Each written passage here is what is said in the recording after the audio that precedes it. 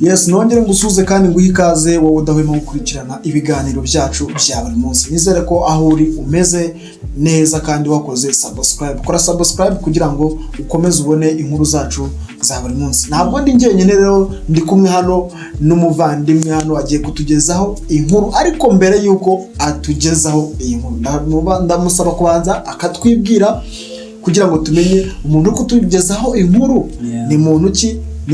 My name is Jenny Wise. Yes. My name is Jenny Wise. Ndetse na Josh Rwanda yaravuze izina ryanjye Nyarikunda. Undi se twazaguranye amazina. Warugiye kuvuga izina ryanjye, uvuga iryanjye. Nkuko bivuze nitwa Josh Rwanda, n'umusingiye kubazanira inkuru. Niyo ngiye kubabwira nziza cyane.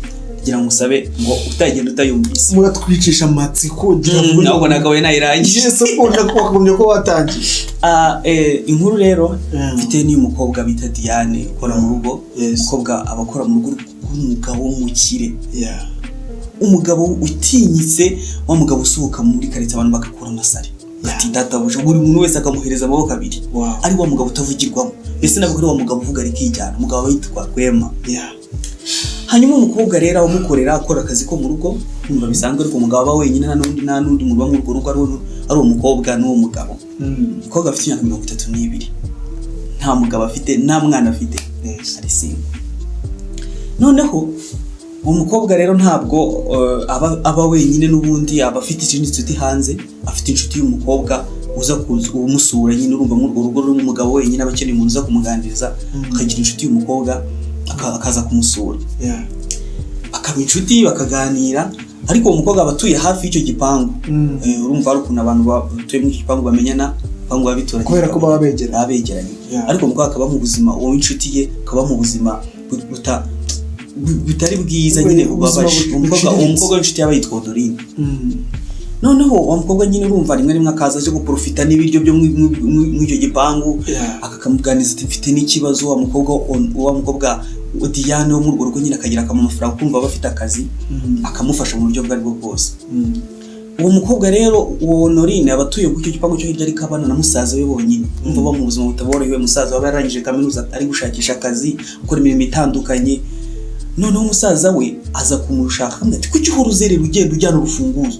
Urabona ngenda mba ndi gushaka ubuzima, naza nayibure n'urufunguzo, naza ngo niruhukira ngasanga urufunguzo waryo nyuri hewe ni gumuhereza urufunguzo. Umva bayaje gusura Diane ngo arebe ko yagira n'ikintu arya. Akamuga ati rwose ariko jyumba barira urufunguzo, ndi hano ngwino rutore. Sora kaza yivumanga cyane n'umujinya mwinshi, hati ubundi uyu mukobwa nk'ubu uhangara bajya he. Akahagera yagera ku gipangu wamubwiye, akabura nyina ahantu yinjira, ahantu amenera. Ariko umusore akabashatse kunyara, yareba akabona ahantu ashobora kunyara. Arihengeka nyine nk'umuntu w'umugabo, urabizi hari ukuntu abagabo bose tutajya twubwirera, agakuramo kanyara. Noneho ha mugabo utajya uvugirwamo abari mu idirishya, akabona umugabo ari kumunyarira ku gipangu. Karabaye noneho kavuga ati ibintu byashoboka se. Yamaye umusore ubwo urumva amarara kunyara ku gipangu, agakomeza akinjira akajya mu nta cyabaye yigeze wejo. Agerayo agakomanga ati oh good, ni wowe uri kunyara ku gipangu uje hano kumara iki? Uje kwiba? Ati ntabwo nje kwiba. Ati hari umukobwa uri hano ni mushiki wanjye. Ati naje kureba urufunguzo wanjye. Ati ibyo tubyihore. Utinyuka gutega ufungura ipantaro umuntu w'umugabo ungana nkawe ukanyarira ku gipangu? Yasu ati kumva bareti numva nashaka kunyara kandi nabwo nabonye naguhita nyara. Ati wumva ugomba kunyara ku gipangu cyawe, tuzi ko wenda gufungisha nta n'isoni. Tekundi urumva bakiri guhahirana n'ayo magambo. Wa mukobwa wa Norine na Diane bari mu gikoni. Noneho Norine yari yaje no gusura Diane, wa musaza wa mugabo atabizi.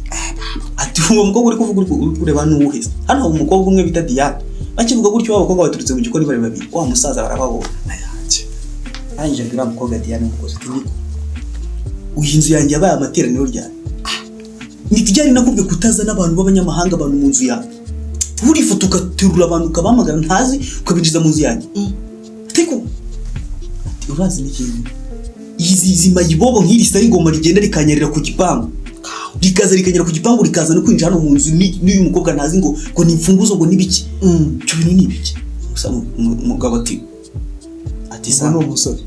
Musore umusore aba yitwa Sam atirika mu bwisukuri uri umugabo njye naragaraduatinze narize kaminuza nubwo ntarabona akazi nta burenganzira ufite ko kunyitisa arigo uko ndi mu nzu yawe usabase ntukanyitisa arigoma uramaze n'ubwo waba utunze ibya mirenge bingana gute ntabwo ndisa arigoma mbese ntabwo ndisa arigoma mereza urufunguzo itari kwakamushikira naso ntuzanyite nisa arigoma n'undi munsi wari mugabo utarigeze abwirwa na rimwe nabi mu buzima n'undi muntu wese n'abakomeye bajyaga bamwumva bitewe n'amafaranga arafite mugabo aceceka buri kintu avuga arakanureba hasi kozi Diane wumva nyirameza ati ndapfuye ni ibiki baranyiruka n'ibikiza wa mukobwa nyine Honorine nawe yavuga ati musaza wanjye se niba tuvugeze kuri ati no musaza ararika ngo najya aranyica abarirutse aragiye umugabo aravuga ati uramusora mbwiye kuriya cyangwa ndabirose karabaye reka kumva ati ambwiye birabi abara zamutse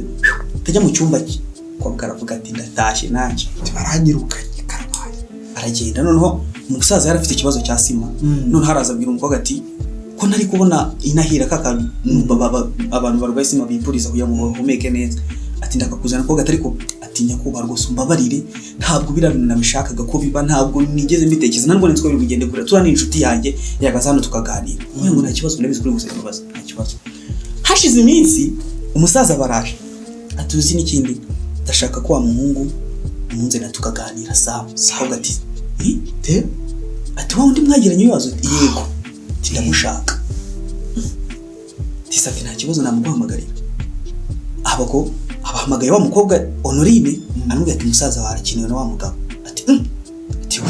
ati Rwema akeneye atakeneye Sam yampaye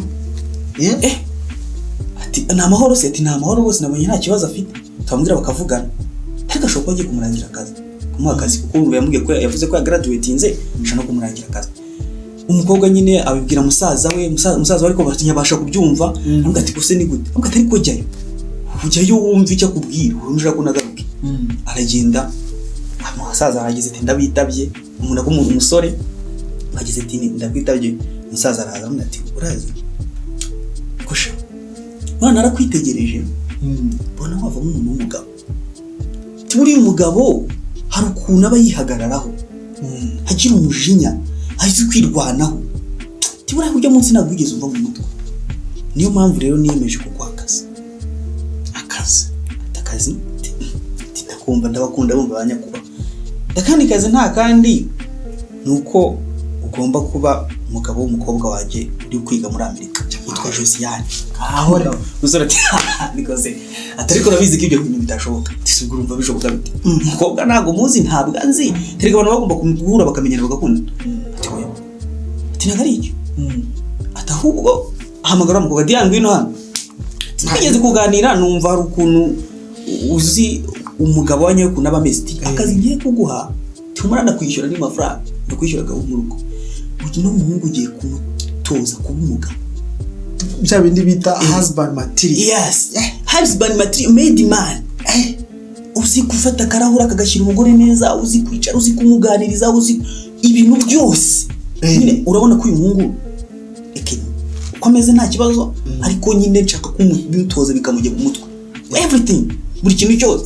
ndakongera amafaranga kuyo naguhembaga n'ubundi wigira ikibazo usore tuwigira ikibazo witekereza ibintu byinshi amafaranga ndayafite nshaka ko umukobwa wanjye nyine ahura n'umugabo nyine namuteguriye umeze neza rero ugomba kunyura muri iso atari nkuru koko umukobwa ati nta kibazo ndabikora umukobwa nawe yumvisha amafaranga bamwongere kuyahembwaga bayakubye bafashe amafaranga yembwaga bayakuba gatatu bahita bayongera kuri ayo ngana aravuga ati atahanga ndayakore umukobwa umusore aratabwiye bamushikiwe ati barambwiye ngo nje kunywa ati ngende mbe ngo umugabo ngo uzawo umukobwa we ngo nzawo umugabo w'umukobwa we muri Amerika umukobwa none bitewe n'ubukene yarafite itike bamwe turakiza karabaye ati uri gutekereza kabiri ati nyaruka cyase ariko nyumva atari kubyumva neza ariko agenda aravuga ati ubwo nshaka amafaranga kangeyo ajyayo umukobwa ugatangira akazi ati rero umukobwa ati umugabo yitwara atya abwira umugore atya hari igihe anyuza akamuterura nyine umukobwa atangira kumwigisha ibintu byose. None ikintu cyaje kubaho cyaneteje inkeke, wa mukobwa ko kugenda amwigisha ese bavuga barya, iyo usanze wenda iyo mugiye kwicara mwasohotse banza ukamukururira intebe bakicara, hanyuma se tuntu twamujye ukamuhanagura, uko agenda abikora wa musore na wa mukobwa bisanze mu rukundo kandi babahaye akazi. Urumva yumvira no n'urukundo rugeraho bo bamenyanye ko bakunda. Umusaza ngati nise kuko ndeba hawe yumvira rwose kuri ko ngukunda kandi atari we bangeneye. Ibintu ni ibiki? Umusore sara aho ngaho n'umukobwa ikintu cyaje kuba gikomeye. Urumva abantu babana mu nzu, umusaza yagira akigendera, babanaga ari babiri, haza kuba ikibazo gikomeye, bikangura baryana. None urukundo batangira gukina romantique, wa mukobwa by'amashuri abamubivuyemo atangira kugira gute, ahubwo kujya nyine bakina nk'abantu bakunda. Ibyo bamuhaye kumwigisha ahubwo yarahindukiye amubera nk'umugore, ahubwo atangira kubimwigisha bari no kubikora. Noneho no wa mukobwa yisanze ari mu rukundo, akunda wa muhungu, na wa muhungu akunda wa mukobwa. Noneho ubwo urumva igihe kino gusatira, wa mukobwa ari hafi kuva muri Amerika ngo bamuintroduce iki umugabo we. Noneho urumva wa mukobwa bitaga Norini nawe yakundaga kuza gusura wa musore, nyine wa mukobwa aza no kureba umusaza we, nyine ubumva akoraga mwaho ngaho. Ikintu cyaje kuba rero yaraje abarabasanganye mu gikoni. Urumva romantique abarababona, abona bari gusomana, aravuga ati ibi ntabwo biri bimwe mu masomo bamubwiye ko mwigisha. Ababwiye wa musaza atuzi kuri wa mukobwa yigaruriye wa muhungu se. Umusaza wongera amwigaruriye, ati yaramujyanye kuki, ati ahubwo banekira icyo ntabwo napfa kubyumva neza, ubanekira icyo uzabanyereke. None wa mukobwa nyine Honorine nawe atangira kwanga wa mukobwa w'inshuti Diane. Kamwe ati wabo haya mahoro uramu mungu tujye kwibonera amahirwe tubuzima buvemo, uri muri itambika uri nta n'ikintu ufite bo. Urabona wabana na musaza wanjye mukabaho ute, wamuritse agasanga umukobwa w'umuki naso. Umusore nyine umukobwa ageze yanga n'umusore, ahambwe ati wa mugani bamuteguriye umukire, ati ibintu nubwo ngukunda reka aho kugira banyirukane sanga akazi gahinda gakunda mushiki wa mugani ibintu navuze nibyo kiguhindirwa ubuzima, urukundo rwa rwose tubireke. Namurakarira none ku rwego rwa hatari, birazamuka bigera hejuru birakomera. Umukobwa nyine nawe wumva Honorine nawe agatangira kurwanya urukundo rwabo, ajya kumusoma ifoto yahereza wa musaza, ajya kumusoma ifoto yohereza wa musaza, tudire ukuntu bimeze. Ageze aho nyine umusaza araraka, arazahita abibwira wa mukobwa amusore ati kuko nguhereza akazi ntuheshyure n'amafaranga ya mirenge, nurangiza ahubwo wowe ufate umusore umwigarura. Ibyo nibyo nakubwiye gukora. Ubwo yari kubwira nde Diane, akubwira Diane naso ibi ni ibintu wakora koko. Nari nkwizeye umukobwa aravuga ati nta kibazo bose mumbabarire, ati wiya you fired, ndakwirukanye ndakwirukanye kuko ibintu uri gukora ntabwo ari byo. Umukobwa fata ibintu byawe ugende. Abarahambiriye umukobwa afata ibintu arababara ati mumbabarire, nisanze mu rukundo ntabwo nzi uko byari bimeze, ati rwose mumbabarire. Ukabona umusore nawe ari aho ngaho, urumva nyine baramukirinze yabaye mwiza imisoso ariko nyine ibintu byose, ariko nyine kubona urukundo rwe ruri gusohoka mu nzu, kuvuga ati mana yanjye umukobwa muri iki gikorwa giye kuva muri Amerika ubwo ko nticyemera. Arangije ikintu cyabaye n'iki, umukobwa ataratera namwe ngasohoke, umusaza aramubwiye ati buretse gato taruka, aramubwira ati ibi bintu byose ureba hano ntabwo ariko uko ubitekereza ariko bimeze. Umukobwa nyine yatungwa ari no kurira, abuza akazi ke kubera urukundo. Wa mukobwa nyine Honorine ameze aho ngaho navuga ati gende akazi kanjye so akazi kanjye bari baramuhaye n'akazi ko kubocunga, yarakageze wumva amafoto yose ibyo bintu byose ari wabibwiye umusaza. Naje mbwa ati nigeze gukumva uri gusenga, uri gusaba umugabo mwiza meze neza ugitiriro, ati uno musore aje hano tuvuganye mbona ameze nk'umugabo wasabye, muremure afite imbaraga, ariko ikibazo ni kimwe, has no money, nta mafaranga afite. Ati rero nagombaga kugushakira umugabo nk'uko wamwifuzaga. Ati kandi n'umusore uramukunda.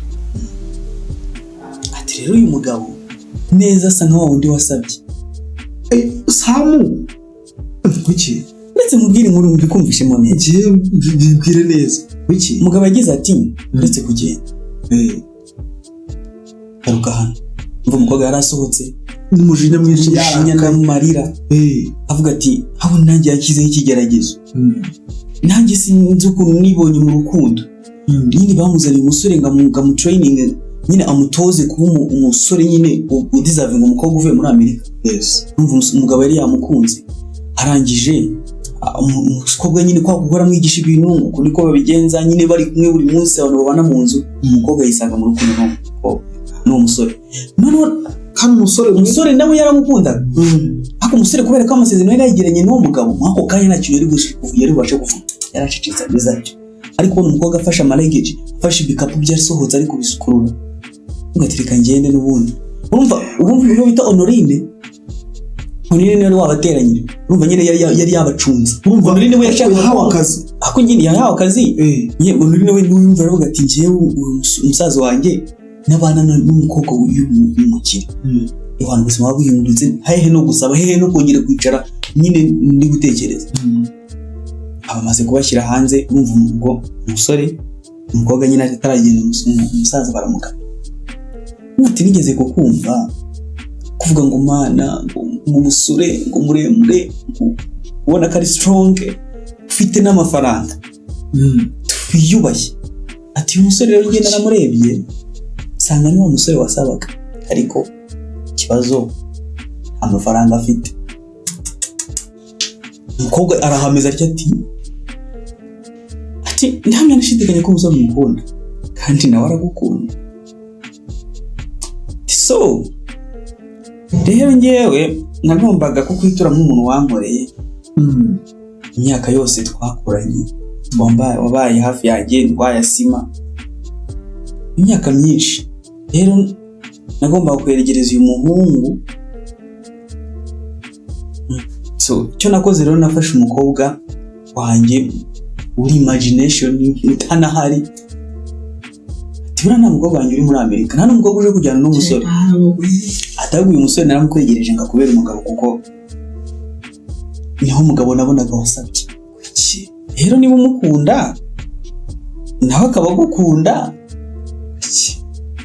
umuntu wankoreye neza ngiye kubaha miliyoni 10 n'ibindi bintu n'inzu ndayiba ndamenye buri kimwe cyose kubaza ubuzima mu bana.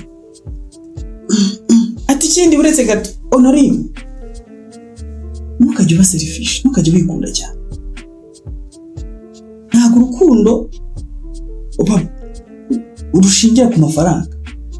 Ubu ni Honorine uvukana na Sam. Ati reba ibintu wakoreye aba bantu ubashyira hanze ubatuka ufata no mukobwa umutera n'ubwoba.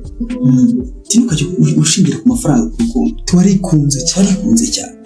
Ati rero Diane hana hawe nyine ngo utangire ubuzima bushya n'umukunzi wawe. Yabizi murakunda. Wow.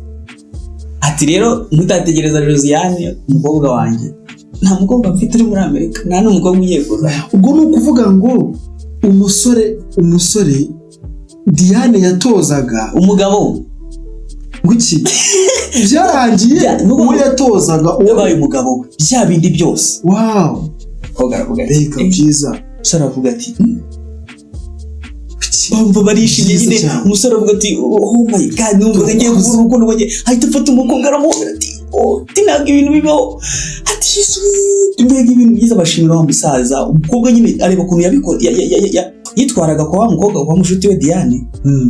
Amureba nawe amureba tuwe ntabwo wakona na musaza wanjye ubona ukuntu ameze nk'umwana kimwe. Nyine urumva ngo yahise agira isona itarakara ari no kugenda ari no kurira arasohoka.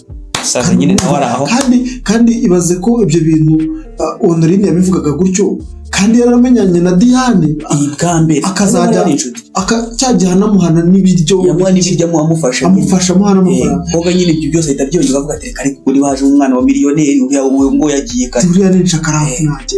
Nyine areba n'ukuntu umukobwa ari ugiye kuzagira gute kuzajya nyine ari ugiye kuba umugore w'umusaza we n'amafaranga n'undi ahisa nayabona. nyine Giri akorwa n'isoni kimara kiramwica amarira asohoka yiruka umusaza nyine nawe arahamwe ati congratulations ahubwo nyine abakunzi bahoberanye ati amarira yaje oh my god ntabwo nakwibaza ko ari njye wonyine umunsi uri kubona nk'umugabo wanjye avuga ati rero ubuzima bwanyu bukomeze gende neza. So inkuru rero nuko nguko imeze nuko nguko inkuru yacu yari iteye uyu munsi urumva ni ibintu byiza always love win. Oh my god nziza cyane rwose bose Joshua dushingiye kuri iyi nkuru nkuru nziza rwose ni irihe somo umuntu wayumvise cyangwa se utayumvise neza yakuramo kugira ngo nawe nyine twasezeranyije abantu ko batagomba nyine bagomba kuva aha bafite icyo bajyana. Inkuru zacu zigamije kuba uyumva ukagira ariko ikintu wunguka mu buzima bwawe. Ni irihe somo umuntu yakunguka amaze kumva ino nkuru? Ni byiza cyane ukimara kumva iyi nkuru akenshi ni ukumva ko hakure umuntu atava nubwo uri mu bihe bikugoye usaba Imana ukabona ntabwo biri kuza ariko hari igihe umunsi wawe uba uhari kugira ngo ubone cya kintu wasingiriye. Noneho urumva hari igihe ikindi kintu nkuru igaragaza n'uburyo ibintu bigera aho wumva bikomeye ubona birangiye. Umukobwa yumvisha agiye gukura akazi, yumvisha agiye kure y'urukundo rw'umuhungu yari yakunze aramubuze, ariko noneho handi kugasongera ari gutera intambwe abona ko asohotse nyine ari kugenda asiga ahantu yari ameze neza ariho ibisubizo byazi.